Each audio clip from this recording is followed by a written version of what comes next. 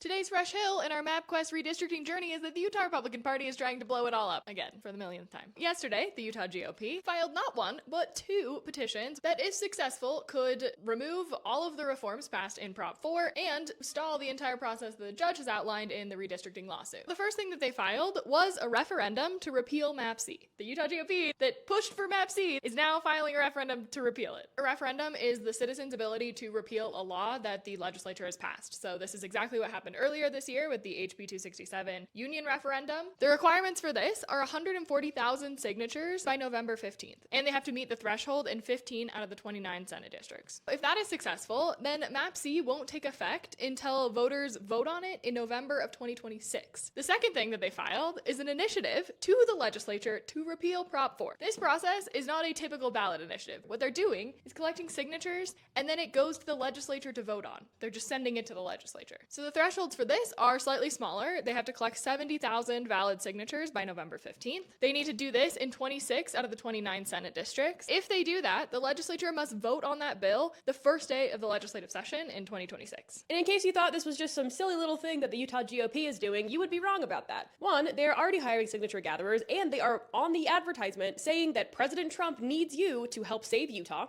The people named on the filing for the initiative are, not a conflict of interest at all, Attorney General Derek Brown. Now let's keep in mind that the Attorney General is the one that gives legal advice to the Lieutenant Governor, who enforces and verifies the signatures. So that's great. Throwback. Former Representative Rob Bishop. I didn't know he was alive. The Utah RNC committeeman Brad Bonham? Sure. Political genius Utah GOP Chairman Rob Axon. Failed U.S. Senate candidate and self-proclaimed Mike Lee in a wig. Carolyn Pippin. Some man named Cody Stewart. And just for funsies, on the filing for the Political Issue Committee, we have Austin Cox, former campaign manager for Governor Cox because of sexual misconduct that was verified by the Cox campaign. And now he's still around somehow. If they only repealed Map C, that would mean that the 2021 maps that are still in the code that have been struck down by the courts for being gerrymandered would still be illegal under Prop 4. And if they only repealed Prop 4, then that would mean that Map C, which the legislature just passed, would still be in place. Because of this, it is very important to them to make sure to undermine democracy in every way possible that they must repeal both of these things. Even though they love Map C. But okay, sounds good, guys. That's what happens when Daddy Trump gets involved. There are a lot of legal questions that are very much unknown and untested, and we are just guessing here because this is very confusing and a very strange strategy for them to try and do a football thing. It seems like their Hail Mary pass to try and save something. What if the judge picks Map C? Now, the judge's deadline is November 10th to pick a map. The deadline for these signatures is November 15th.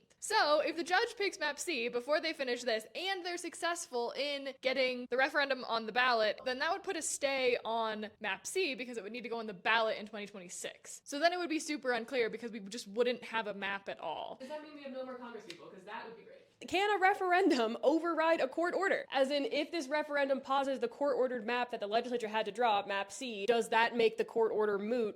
Or then what? And the answer is, no idea. I don't know. No one knows. Should have gone to law school. What we do know is that it is going to be very, very important over the next 30 days and that we are going to need your help for a lot of things. The most important thing that you can do, decline to sign. Do not sign anything. Do not put your name on anything. They are already out collecting signatures. They have hired signature gathering firms. They have millions of dollars. They are going to do everything they can and they're going to have people everywhere. So whatever you do, don't sign it. Do not sign it. Anything, please. Do not touch a pen. There is nothing out there right now that you should be signing, so don't talk to anyone with a clipboard. Don't do it, please. Even the bird people.